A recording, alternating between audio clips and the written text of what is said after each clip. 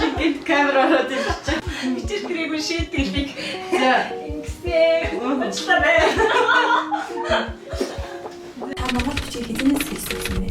За би бол ерөнхий боловсролын сургуульд монгол бичгийг анх заалгаж байсан. Тэгээд сургуулаа төгссөнөөс хойш биерэн бичгээр 2020 оноос хойш одоо биерэн бичгийг сонирхож бас хичээллэж байгаа.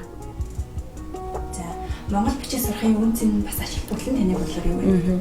Монгол бичигт бол монгол үндэсний өв соёл, ертөнцийн үзэх үзэл одоо соёлын хувьд маш том одоо өргөн агуулгатай тээж явдгаараа одоо үнэхээр одоо чамин нандин байдаг. Тэгээд ардын дууртын дуу дуулдаг хүний хувьд монгол бичиг сурна гэдэг бол бас нэг төрлийн бас үүрэг. Тийм болохоор би бас хүүхдүүдэд дагуулад энэ монгол бичгийг биерэн бичгээрээс бас суралцахыг одоо шандаж одоо бас хичээлдэг юм аа.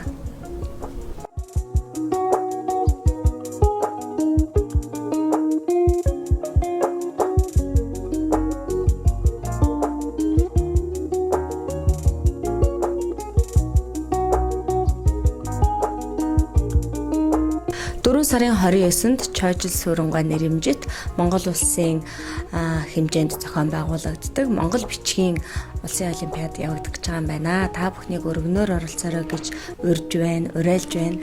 Би ч гэсэн Монгол бичгийн олимпиадад оролцсноо.